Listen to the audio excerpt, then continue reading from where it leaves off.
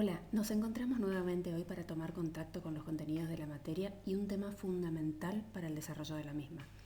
Es el concepto de lugar, la relación entre forma y lugar y la relación entre forma, lugar y espacio, con, por supuesto, la morfología y cómo podemos ir de la célula del lugar a crear un sistema de lugares significativos. Entonces te hago una pregunta muy sencilla. ¿Qué es un lugar?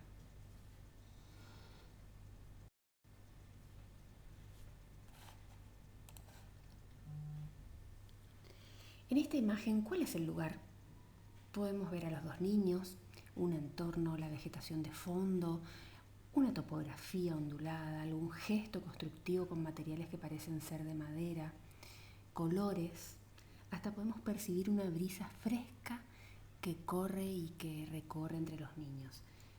El lugar en este caso es el que conforman los dos niños guarecidos bajo el paraguas. ¿Está generado a través de qué?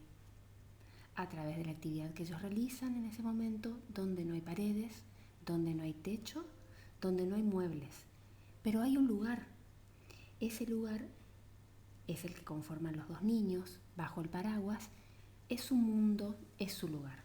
Ahora, ¿qué pasa cuando el lugar desaparece? ¿Qué pasa cuando la lluvia pasa, cuando el paraguas se cierra y cuando los niños se van? El lugar se constituye por el conjunto de relaciones entre los objetos y el ser humano que los percibe. Entonces, cuando la lluvia pasa, el paraguas se cierra y los niños se van, el lugar desaparece. Muchas veces mezclamos o confundimos el concepto del lugar con el de espacio. Hoy entonces vamos a ver también las diferencias entre estos dos términos que no deben ser empleados como sinónimos.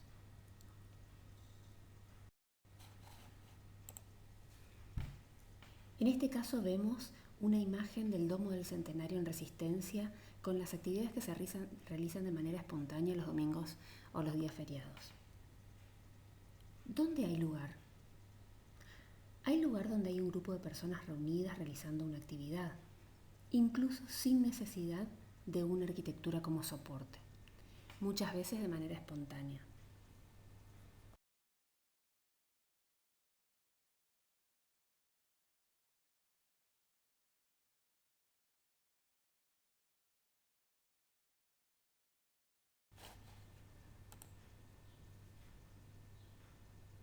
Así como dice Ashihara, uno de los autores de uno de los libros que tenemos en la bibliografía, no se puede separar el lugar que se percibe de la acción que se realiza y muestra tres ejemplos gráficos que son los que estamos viendo en la pantalla. Una familia que extiende una manta en el campo para un picnic. Una vez que se levanta la manta, el lugar desaparece. Una pareja de enamorados bajo un paraguas, un ejemplo similar al de los niños. Ellos crean bajo el paraguas su mundo, su lugar. Al cerrar el paraguas, desaparece ese lugar propio, íntimo, tan de ellos, tan solo de ellos. El último ejemplo es un grupo de personas reunidas en torno a un orador al aire libre, generando tensiones, relaciones entre ese orador y el público que le está prestando atención. Así, cuando el orador termina su discurso y el público se retira, la actividad cesa y cesa también el lugar.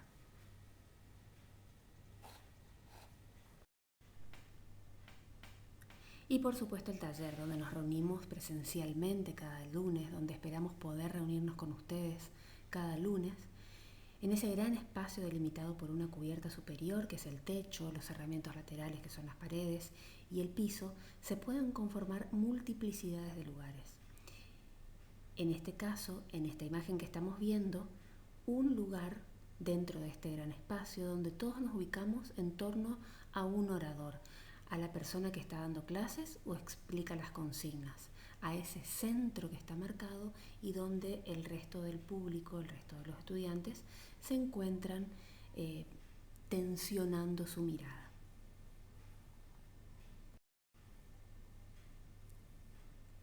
Cuando dentro del taller nos conformamos en grupos de docentes y estudiantes, cada uno de esos grupos está conformando un lugar dentro del gran espacio que es el taller. Entonces podemos ver en cada una de las imágenes, cada uno de los profes con su grupo de estudiantes conforma un lugar, en donde hay un centro, hay un foco de tensión y en donde el resto del auditorio está enfocado, está tensionando su atención y su mirada. Así también como cuando trabajamos en los tableros, cada grupo de amigos, cada equipo conforma un lugar mientras está trabajando.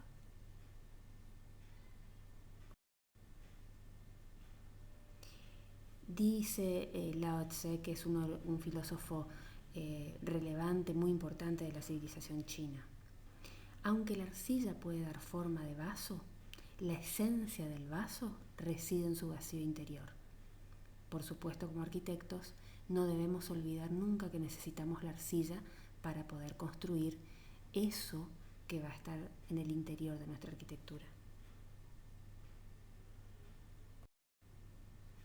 Retomando el concepto que vimos al principio de la presentación, donde decíamos que el lugar se constituye como el conjunto de relaciones entre un objeto y el ser humano que lo percibe, por lo cual el lugar es el proceso de la percepción y la experiencia del mundo a través del ser humano. Y en morfología nos situamos en una postura fenomenológica, donde la fenomenología incorpora modos de aprender el mundo a través de la experiencia sensible en forma rigurosa y sistemática, y de este modo establece vínculos más personales entre el objeto arquitectónico y su contexto, con el hombre que los habita. El autor de uno de los libros que guía espiritualmente, digamos, a Morfología 2, Christian Norbert Schulz, fue uno de los primeros en introducir oficialmente la fenomenología en la discusión arquitectónica y urbana. Y en función a esto que decíamos recién, dice Norbert Schulz, habitar, cuando nos referimos al lugar, no quiere decir solo tener un cobijo, sino también una sensación de pertenencia y de significación. De hecho, experimentar la existencia como algo significativo puede considerarse la necesidad humana fundamental. Y la existencia significativa presupone un lugar significativo que sea compartido en común.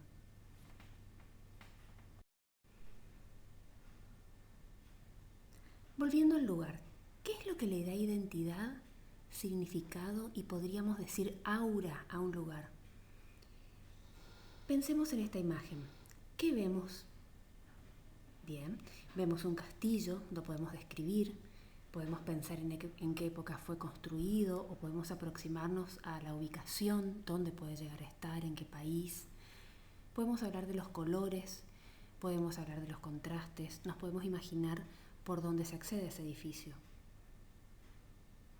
Pero si les cuento que es el castillo de Kronborg, en Dinamarca, que fue el escenario elegido por Shakespeare para ubicar su obra Hamlet, ¿cambia en algo la imagen que estábamos viendo? De repente se llena de significado. Lo que solo era un edificio transmitiendo una época o un sistema constructivo se llena de emociones, de sentimientos, de recuerdos, dependiendo de la experiencia de cada uno, y empezamos incluso hasta escuchar a Hamlet decir ser o no ser. Nadie podrá probar que realmente Hamlet existió y menos si vivió en ese lugar. Pero todo el mundo conoce las preguntas que Shakespeare se hizo, y una vez que supimos esto, Kronborg, este castillo, se torna en un castillo diferente. No es lo mismo cualquier castillo que el castillo donde vivió Hamlet y donde Shakespeare imaginó un montón de situaciones y de historias. Es ahí donde la forma arquitectónica comunica, revela, ilustra, explica y da significado.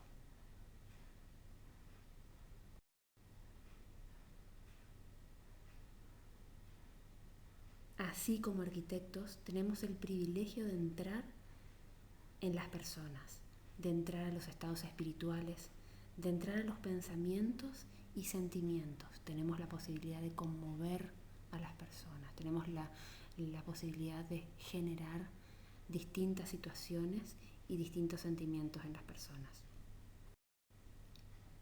Este es otro ejemplo que para quienes cursan historia con el arquitecto Gómez Sierra a lo mejor lo habrán visto.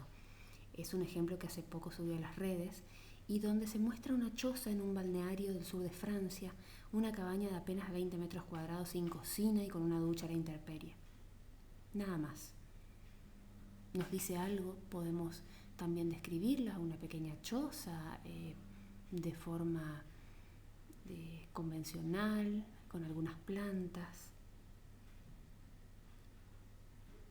Y si después nos enteramos que fue la última morada de Le Corbusier, el maestro de la arquitectura moderna, que fue el último lugar donde estuvo antes de morir, en las playas de ese balneario en el sur de Francia, ahora sí lo miramos con otros ojos. Ahora sí esta choza pasa a tener un significado diferente al que tenía cuando recién empezamos a ver la imagen.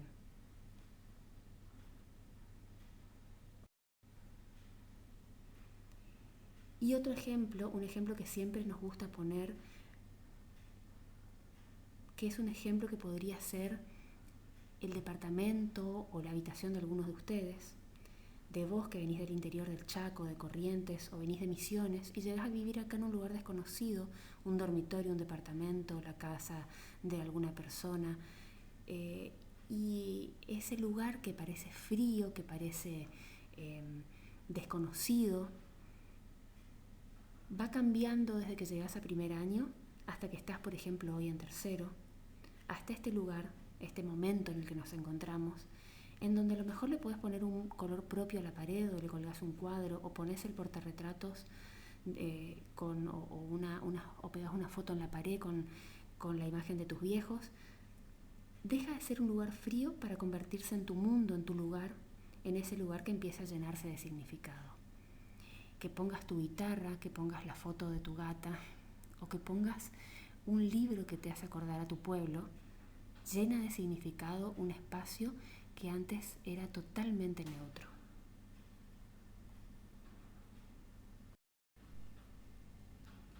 Jacob von Wexkull, un biólogo y filósofo alemán, decía: como la araña en su tela, cada individuo teje relaciones entre sí mismos y determinadas propiedades de los objetos. Los numerosos hilos se entretejen y finalmente forman la base de la propia existencia del individuo. De esta manera podemos hacer un paralelo con la experiencia del espacio, donde quien teje las relaciones es el hombre y lo hace con su ambiente, con su entorno y con los objetos que lo rodean. Así, citando nuevamente a Norbert Schulz, decimos que la creación del espacio arquitectónico significa la integración de una forma intencionada de vida en el ambiente. La creación del espacio arquitectónico significa crear una serie de relaciones entre ese espacio y las personas que van más allá de la mera construcción.